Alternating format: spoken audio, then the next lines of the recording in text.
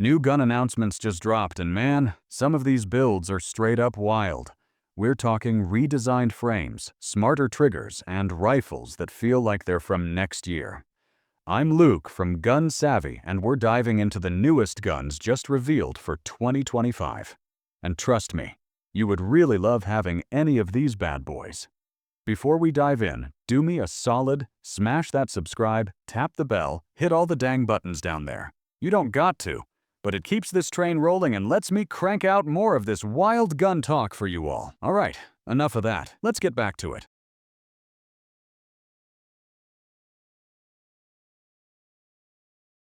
Ruger Marlin Trapper Model 1094 in 10mm auto.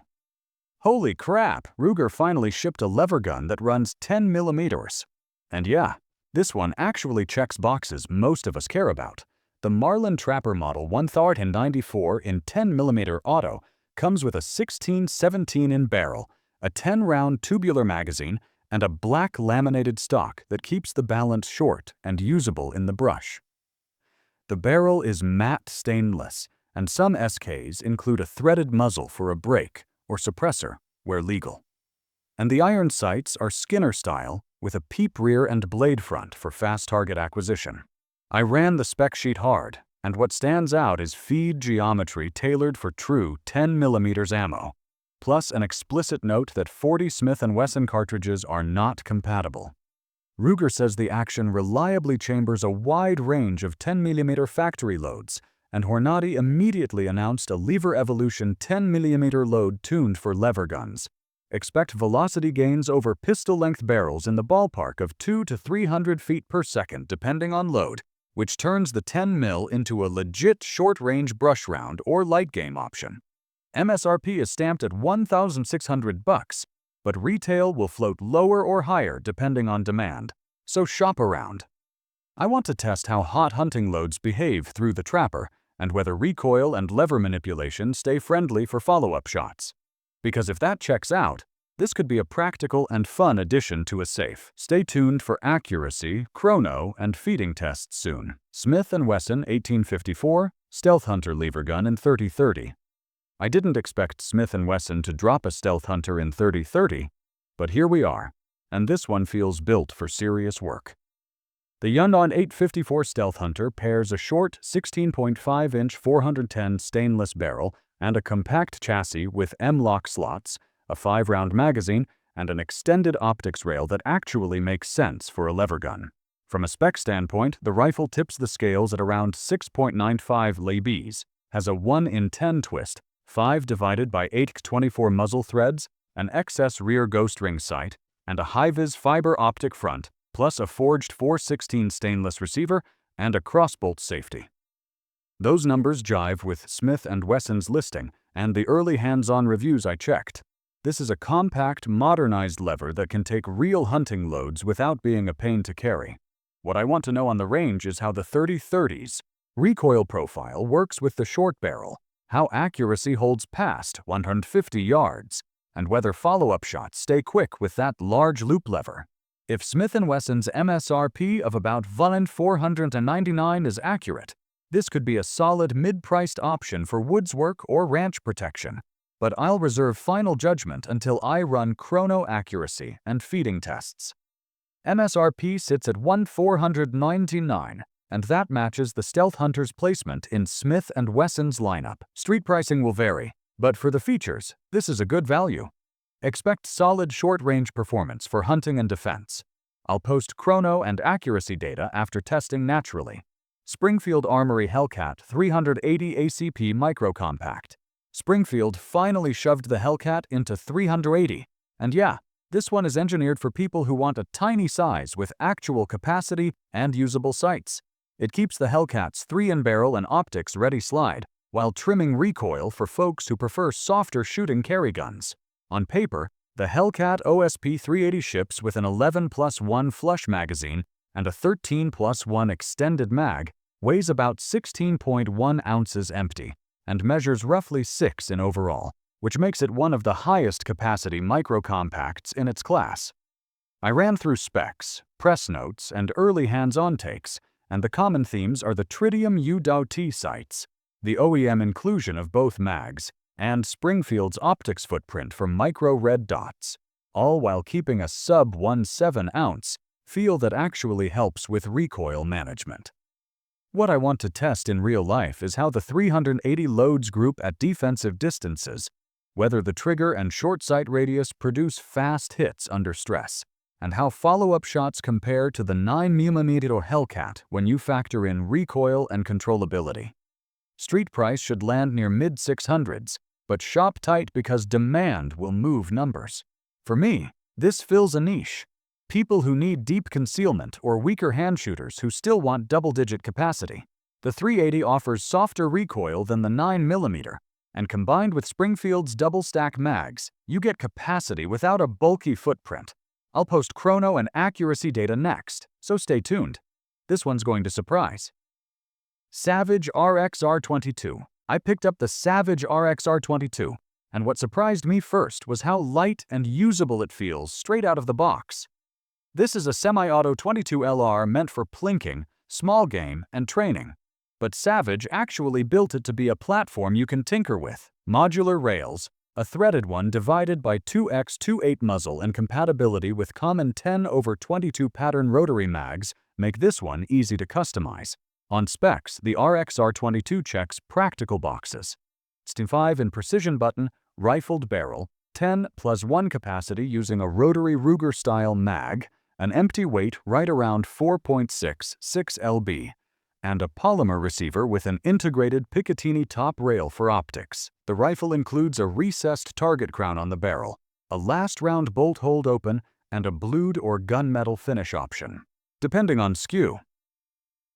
MSRP sits at about $300, which puts this in reach for most shooters without cutting corners on essential features. I want to run a full battery of tests before I crown anything, but the plan is simple. Chrono to see how rimfire velocity stacks up from the 16.5 in barrel. Accuracy strings at 50 and 100 yards with factory and match ammo, and a 500-round reliability torture to check feeding with different rotary mags.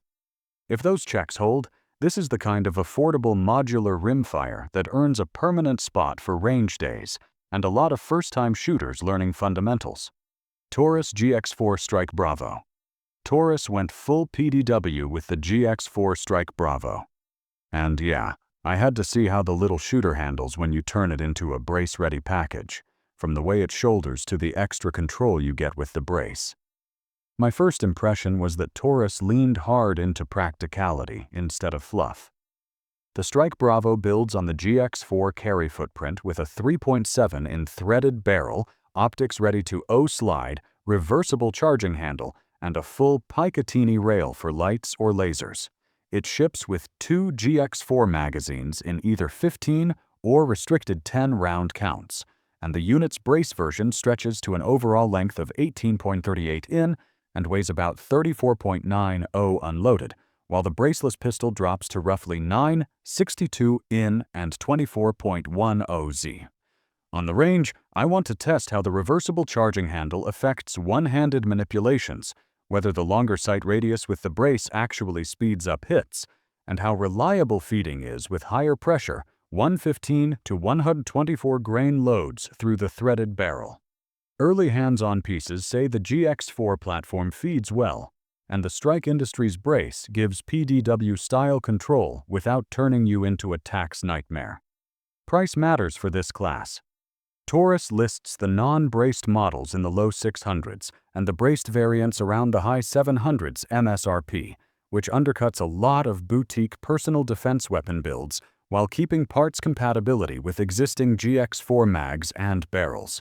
For me, this is a smart play for folks who want Micro 9 ergonomics with PDW control on a budget, and I'll follow up with chrono accuracy and manipulation footage once I run it hard. CZ P10C ported optics ready compensated.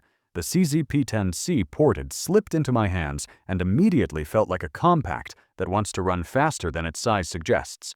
That single large top port and the noticeably heavier cold hammer forged barrel take muzzle flip out of the equation and give the slide an aggressive look that actually helps line up follow-ups. I dug into the release notes and hands-on coverage, and the common thread is the same. Optics, ready slide, P9 nocturne-style sights, and a barrel profile about 10% heavier than the standard P10C.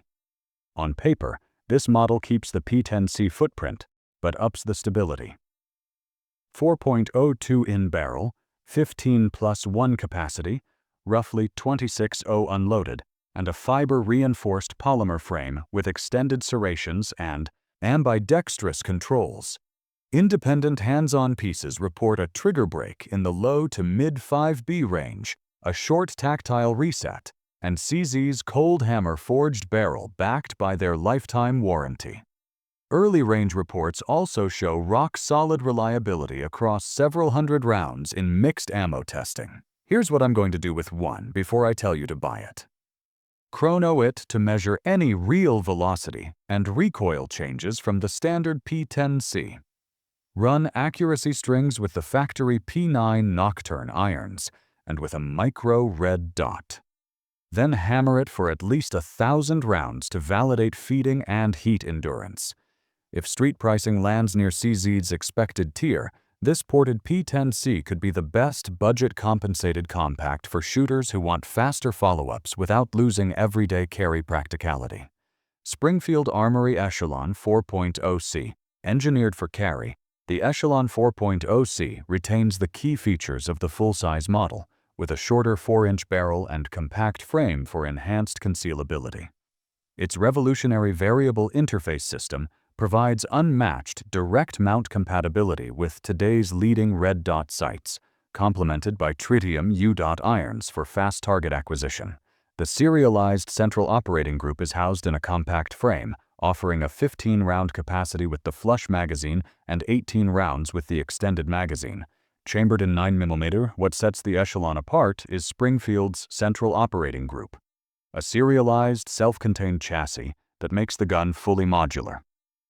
Swap frames, slides, or grip sizes without buying a whole new firearm. The slide is optic-ready with a patent-pending variable interface system, allowing direct mounting of over 30 popular red dots with no plates. Priced around $620 to $690, the Echelon 4.0C offers elite performance in a compact package, built for real-world reliability, not gimmicks. Staccato Compact HD C3.6, Staccato shrunk the HD into a compact package, and the C3.6 actually turns heads for concealed carry shooters who want duty-grade performance in a smaller frame. I handled one at a range demo, and the first thing I noticed was how balanced it feels despite the 3.6-in bull barrel and aluminum frame. Specs matter here. The C3, 6 ships in 9mm with a 3.6-in DLC-coated bull barrel. Uses Glock 19 pattern magazines at 15+1 capacity, accepts host optics while keeping a rear sight in place, and weighs about 24 ounces unloaded. The frame is 7075 aluminum with a polymer grip module. The trigger runs around a crisp 4 to 4.5 lbs according to initial reports, and the slide features aggressive serrations for manipulation. From my time on the trigger, the flat wire recoil system and short barrel make the pistol surprisingly controllable for follow-ups. Groups were tight at 15 yards in my brief run, and mounting a red dot felt natural because Staccato's host keeps the rear sight forward of the optic. Feeding was flawless on everything from factory ball to higher pressure duty loads. During the demo, price and value are obvious talking points. Staccato lists MSRP starting around $22.90, depending on configuration, which puts this in premium compact territory. But you gain a duty-grade 2011 that uses common magazines and carries like a compact. I'll drop full-range footage, chrono numbers, and a hard recommendation after extended testing. Worth a demo if you want elite carry performance today. That wraps up our list of the hottest new guns for 2025. Which one's going into your safe first? Drop your pick in the comments and tell me what you want tested next. Don't forget to like, subscribe, and hit that bell so you don't miss upcoming range reviews. Stay safe, shoot smart, and I'll catch you in the next one, right here on Gun Savvy.